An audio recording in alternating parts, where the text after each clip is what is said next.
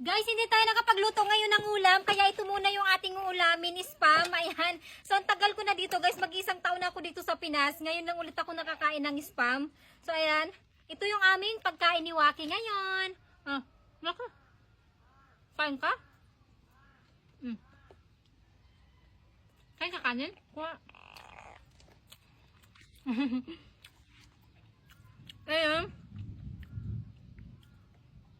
Dapat, kung may Bisik-bisik mo ah. Dapat kung may negative na kinakain, meron din tayong positive na kakainin. Dapat laging pantay, guys.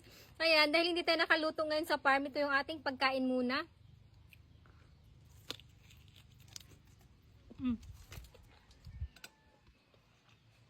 Ang bawang, masarap siya partner sa mga ganitong prito.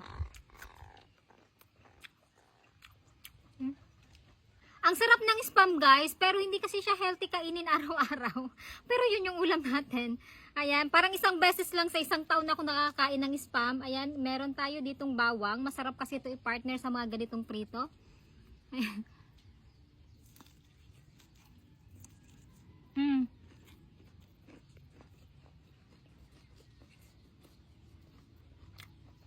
Ang sarap nito.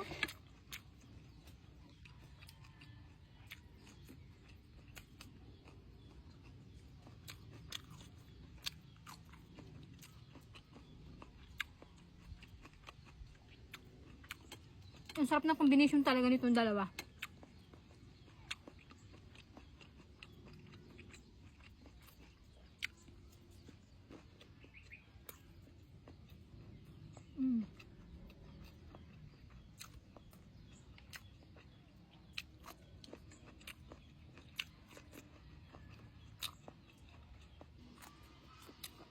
Buti lang talaga, guys, may tanim tayo dito sa farm ng mga ganitong gulay-gulay.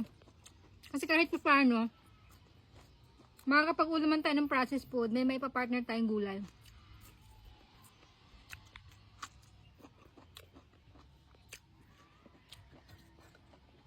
Bawang.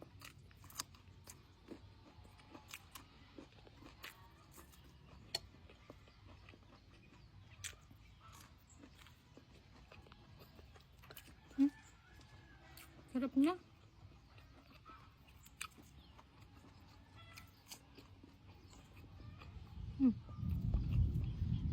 Paborito ko sana tong spam. Kasi hindi ko talaga kumain.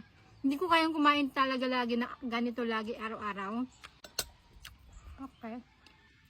Wala tayong wrapper eh. So ito na lang.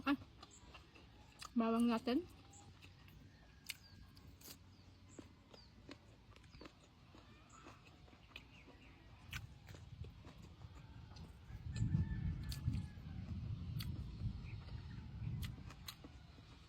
Harap.